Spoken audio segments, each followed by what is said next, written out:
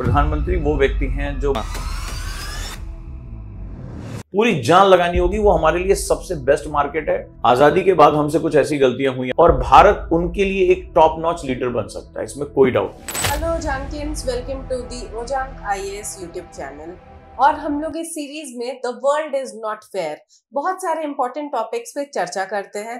तो आज ऐसे ही एक इम्पोर्टेंट टॉपिक पे चर्चा हम लोग करने जा रहे हैं कि आपने सुना है, पढ़ा है कि हमारे प्राइम मिनिस्टर नरेंद्र मोदी मणिपुर तथा मिजोरम के दौरे पे गए हुए हैं। और ये काफी हिस्टोरिक दौरा है क्योंकि 2023 के बाद वो पहली बार इस दौरे पे गए हुए हैं। तो इसी टॉपिक पे हम लोग चर्चा करते हैं आज हमारे मेंटर ओजांक सर से, जो कि फाउंडर एंड डायरेक्टर है ओजांक आईएएस एकेडमी से।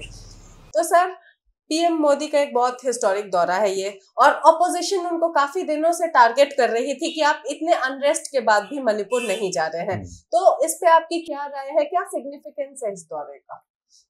सिग्निफिकेंस की अगर बात करें तो ये बहुत इंपॉर्टेंट दौरा है क्योंकि नॉर्थ ईस्ट आजादी के बाद से जिसको जो हक मिलना चाहिए था वो नहीं मिला। हाँ, लीडर ऑफ अपोजिशन या अपोजिशन के और भी मिनिस्टर ये कहते रहे कि मणिपुर में बहुत वायलेंस रहा, कुकी मैपीज के बीच में जो नॉर्थ ईस्ट पिछले काफी समय से डिस्टर्ब भी रहा है और सरकार उसमें बैकडोर तरीके से उसको समझा रही थी। प्रधानमंत्री वो व्यक्ति हैं जो बहुत ही धैर्य के साथ, कहते हैं ना कि वो चीजों को खीर को बहुत ठंडा करके खाते हैं। उन्होंने बहुत दूरगामी जो है वो चीजें समझी और उन्होंने देखा कि मणिपुर में उस समय जो बहुत तनाव फैला हुआ है, लॉ एंड ऑर्डर सिचुएशन है और लोगों के अगर घाव भरने हैं तो दूरगामी हमें इलाज भी करना होगा। ये उन्होंने सोच समझ के काम किया। दूसरी, हमारी जो अभी की जो परिस्थितियां बन रही हैं, जो हमारी फॉरेन पॉलिसी में चाइना बांग्लादेश का जो एक इंटरवेंशन आ रहा है और अब तो बहुत क्लियर कट यूएस का भी जो है काफी दबाव वहां बन चुका है। तो नॉर्थ ईस्ट एक बड़ी खास स्थिति के साथ जुड़ा हुआ है। आजादी के बाद हमसे कुछ ऐसी गलतियां हुई आजादी के समय, जहां पर हमने जब वो पूर्वी पाकिस्तान बांटा तो उसकी जो ज्योग्राफी है वो ऐसी है कि आज भारत सबसे बड़ी बाउंड्री बांग्लादेश के साथ शेयर करता है। बांग्लादेश को, जिसको कंट्री विद इन कंट्री कहा जाता है, मतलब एक देश के अंदर पूरा दूसरा देश चारों तरफ से भारत के साथ घिरा हुआ है। लेकिन जो सबसे सेंसिटिव मुद्दा है वो है चिकन नेक, जिसे हम लोग सिलीगुड़ी गलियारा भी कहते हैं। तो जो पूरा नॉर्थ ईस्ट है, जो हमारी 7 बहनों का राज्य है, वो एक बहुत छोटे से कॉरिडोर से जुड़ा हुआ है और इस कॉरिडोर पर चीन की भी नजर है, अब बांग्लादेश की भी नजर है। इंतरिम गवर्नमेंट ने ये बोल दिया है कि हम इस पे कुछ ना कुछ कर सकते हैं। नेपाल में जो अनरेस्ट हुआ उसके बारे में भी हम देख रहे हैं कि वो बड़ा सेंसिटिव मुद्दा है, हमारे लिए बना हुआ है। तो अब भारत को अपने नॉर्थ ईस्ट को बचाने के लिए बहुत मेहनत करने की जरूरत है। जैसा देखा जा रहा है पिछले कुछ समय से आईएसआई, जो कि अमेरिका के हैंडलर के रूप में काम कर रहा है, वो इस क्षेत्र में कुछ ना कुछ डिस्टर्बेंस क्रिएट करने की कोशिश कर रहा है।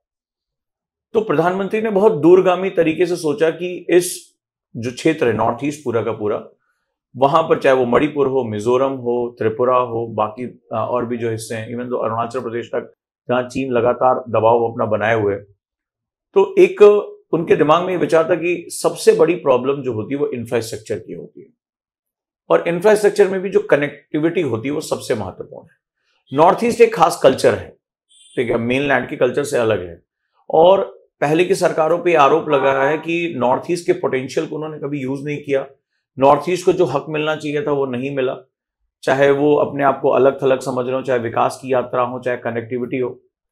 तो प्रधानमंत्री इसको बहुत गहराई से समझा और आप देखिए कि मिजोरम को पहली रेल, मैं बात कर रहा हूं पहली रेल 1947 में हम आजाद हुए, मैं 2025 की बात कर रहा हूं, आज मिली है। 3 रेलगाड़ियों का अनाउंसमेंट हुआ और जब तक आप लोगों को कनेक्ट नहीं करोगे, जब तक आप एक पॉइंट से दूसरे पॉइंट इजीली ट्रैवल नहीं करोगे, तब तक आपको कभी जो है वो लोग आपस में जुड़ ही नहीं पाएंगे। उसको P2P यानी पीपल टू पीपल कनेक्टिविटी कहते हैं। तो अगर नॉर्थ ईस्ट में हमें दबाव बनाना है, नॉर्थ ईस्ट में हमें अपना सबको कनेक्ट करके रखना है, चाइना को हमें काउंटर करना है, बांग्लादेश को काउंटर करना है।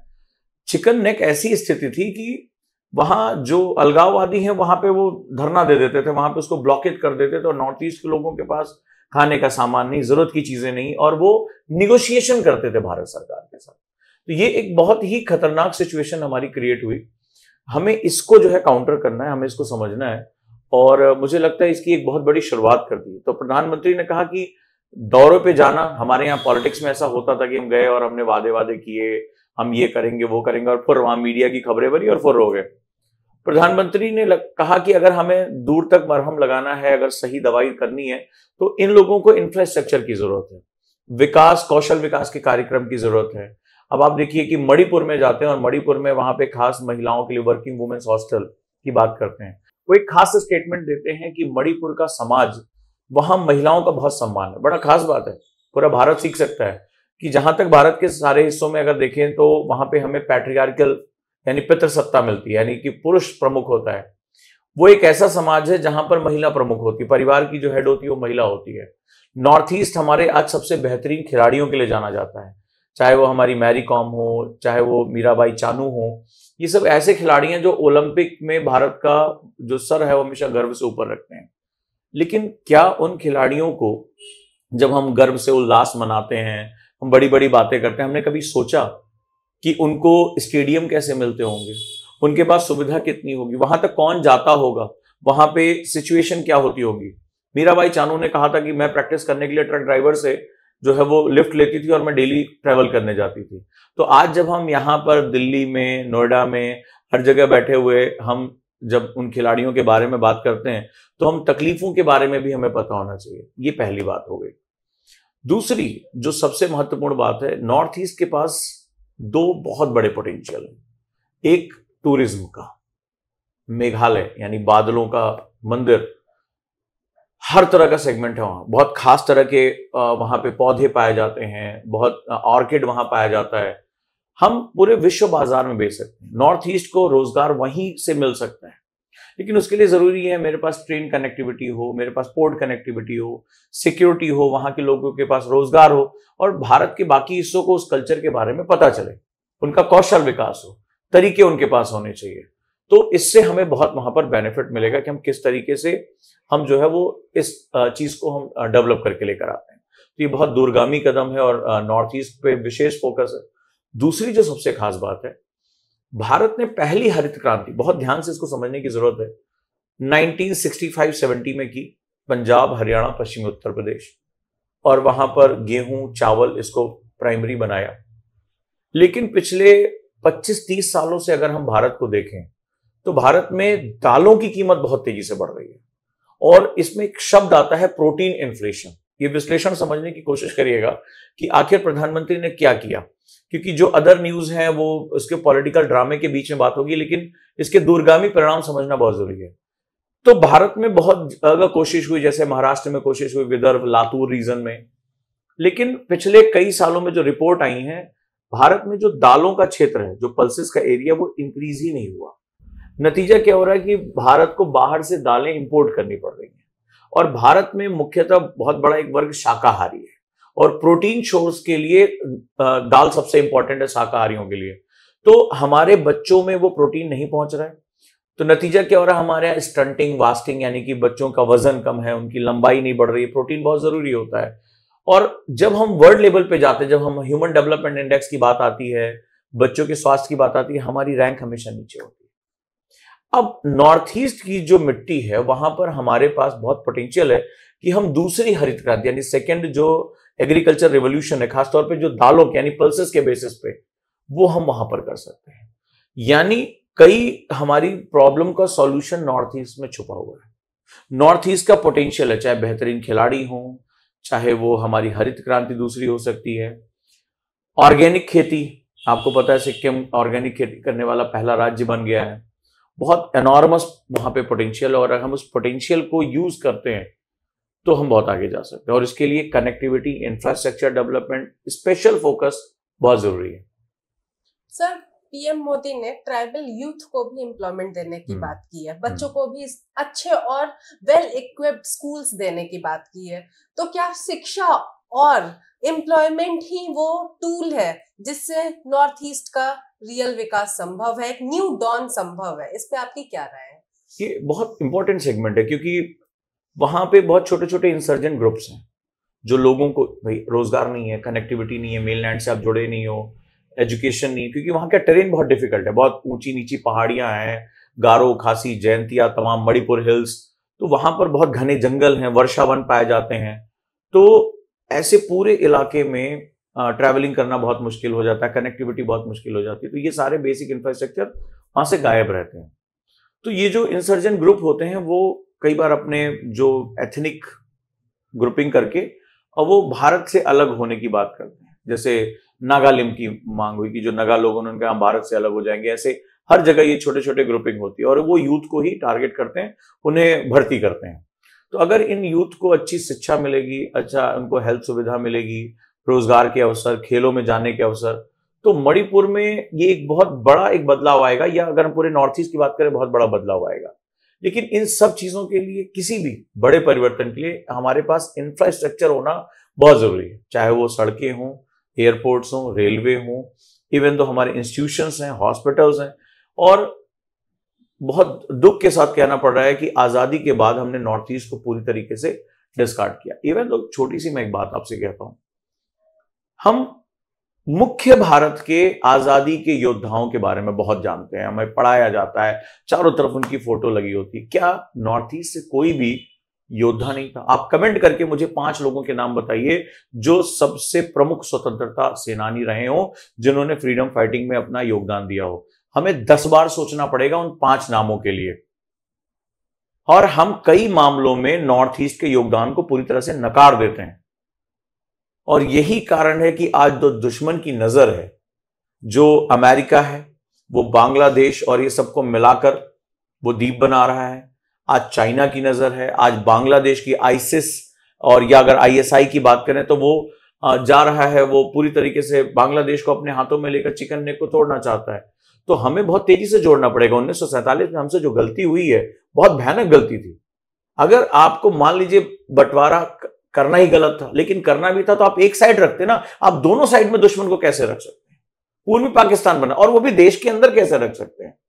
आपके बॉर्डर समझ भी नहीं आता, ज्योग्राफी की ऐसा लगता है नॉलेज ही नहीं थी उनके पास। उन्हें कुछ नहीं पता था कि बांग्लादेश बनेगा कहां या पूर्वी पाकिस्तान बनेगा कहां। तो आप एक दोनों दरवाजे नहीं खोल सकते। आपने वही किया। हम फाउंडिंग फादर्स कहते हैं, हम ये कहते हैं, वो कहते हैं, लेकिन इतिहास की गलतियां कभी छुप नहीं सकती हैं। आज इतने सालों बाद अगर मिजोरम को पहली ट्रेन मिलने तो हमें सोचना पड़ेगा कि हम कहां हैं, हमने क्या दिया नॉर्थ ईस्ट को। और ये पहली बात नहीं है, नॉर्थ ईस्ट को देना, हम कोई उसको गिफ्ट नहीं दे रहे हैं। बहुत लोगों को लगा रहे जाके हमने उन्हें कुछ दिया। साहब, नॉर्थ ईस्ट आपके लिए बहुत जरूरी है। भारत की जो सबसे प्रमुख पॉलिसी है, उसमें अगर हम सबसे सक्सेसफुल पॉलिसीज की बात करें तो लुक ईस्ट पॉलिसी है, पूर्व की ओर देखो नीति। और पूर्व की ओर देखो नीति के लिए यही मणिपुर, यही मिजोरम, यही मेघालय सबसे इंपॉर्टेंट फैक्टर है। आप ईस्टर्न एशिया के साथ कैसे कनेक्ट होगे? आपको लग रहा है कि आप चाइना से दोस्ती कर लोगे बहुत भरोसे का? अमेरिका की दोस्ती आपने देख ली, क्या हाल चाल है।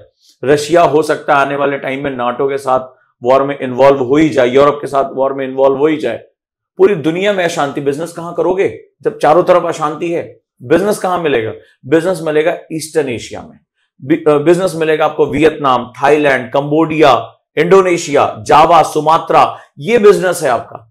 आबादी बड़ी है, आप इनके लिए आप एक बहुत बड़े भाई की भूमिका में हो सकते हैं। आप अपना जो मेक इन इंडिया प्रोग्राम है, अपना डिफेंस इक्विपमेंट है, आप जो चीजें बना रहे हैं, आप इस मार्केट में बेचोगे। आप चाइना को जाकर नहीं कह दोगे भाई साहब हमने बनाया ले लो। चाइना कहेगा अरे क्या बच्चों जैसा कर रहे हो, 25 साल पहले हमने बना के छोड़ दिया। चाइना की टेक्नोलॉजी बहुत आगे है। अमेरिका के साथ आपने देख ही लिया क्या चल रहा है उसको। रशिया आपसे क्या खरीदेगा? वो तो आपको अपना सस्ता तेल बेच रहा है। तो आप अपना सामान कहां बेचोगे? आप अपने रोजगार कैसे पैदा करोगे? और वो सबसे इंपॉर्टेंट है लुक ईस्ट। तो लुक ईस्ट तब होगा ना जब हम नॉर्थ ईस्ट को इंफ्रास्ट्रक्चर देंगे, नॉर्थ ईस्ट में हम पीस लेकर आएंगे, सुरक्षा करेंगे, वहां के यूथ को स्किल्ड करेंगे, तभी तो हम कनेक्ट हो पाएंगे। तो गर्ज जो है ना वो दिल्ली की ज्यादा है, नॉर्थ ईस्ट की कम है। हमारी बुद्धि बहुत दिन बाद खुली, वो हमारी गलती है, हमारे जो है वो शासन की गलती है, हम भारतीयों की गलती है। हम नॉर्थ ईस्ट से आए हुए लोगों को किस भाषा में बात करते हैं, उनको किस नाम से कह के पुकारते हैं, वो हमारे देश का गौरव है। और आने वाले समय में जो इकोनॉमिक चाबी है उन्हीं के पास है। मैप उठाकर आप देखिए, तो चाहे वो हमारी राष्ट्रीय सुरक्षा हो, आंतरिक सुरक्षा हो, आर्थिक सुरक्षा हो, या नए बाजारों की खोज करनी हो, इस टर्मोइल वर्ल्ड में जहां पूरी दुनिया हिली पड़ी है, जहां वर्ल्ड इज नॉट फेयर, यहां कोई भी जो है वो दोस्त नहीं है। कितनी जटिल स्थिति हो गई है। इजराइल को हम अपना दोस्त कह रहे हैं, कतर से हम सम्मान ले रहे हैं, कतर के लोगों ने हमारे साथ सेगमेंट किया, दोनों लड़ गए। अब आप किसको दोस्त को, किसके तरफ हम बोलें? हमारी तो वही हालत हो गई, हमारे दो बेस्ट फ्रेंड आपस में लगे, हम किसकी तरफ से बोले? इसकी तरफ से बोले तो वो इससे दोस्ती खो बैठेंगे, उससे बोले तो इससे दोस्ती खो बैठेंगे। तो हम जाएं तो कहां जाएं? कब आपस में सब लड़ जा रहे हैं हमें पता ही नहीं चल रहा है। हम अलग बदनाम हो रहे हैं, मतलब लड़ाई उनकी, बदनाम हम होते हैं। तो हमें बहुत फोकस होकर जो हमारा ईस्टर्न एशिया है उस पर पूरी जान लगानी होगी, पूरी जान लगानी होगी। वो हमारे लिए सबसे बेस्ट मार्केट है, आबादी वहां बढ़ रही है, यूथ आबादी है, और भारत उनके लिए एक टॉप नॉच लीडर बन सकता है, इसमें कोई डाउट नहीं है। सर, तो आपके मुताबिक ये बस एक राजनीतिक दौरा नहीं था, इसके बहुत लॉन्ग टर्म इम्पैक्ट्स जो है वो होने वाले हैं। हमें हिम्मत दिखानी होगी और दाद देनी होगी हमारे प्रधानमंत्री की। इतनी आलोचना होती है उनकी, मणिपुर नहीं गए, किसी ने डरपोक कहा, किसी ने कुछ कहा, बट उनको पता था कि वो पॉलिटिक्स जो थी ना, जो कहते हैं कि नहीं जुमलेबाज ये बाज, इंफ्रास्ट्रक्चर रातों रात क्रिएट नहीं होते हैं। कभी आप नॉर्थ ईस्ट की तरफ जाके देखिए, वहां रेल लाइन बिछाने के लिए आपको कितनी टेक्नोलॉजी की जरूरत पड़ेगी। ये दिल्ली और पंजाब में रेलवे लाइन बिछाने जैसा नहीं है। वहां खिसक आती हैं रेलवे की लाइनें, जब पहाड़ नीचे दरकता है तो वो नीचे खिसक आती हैं।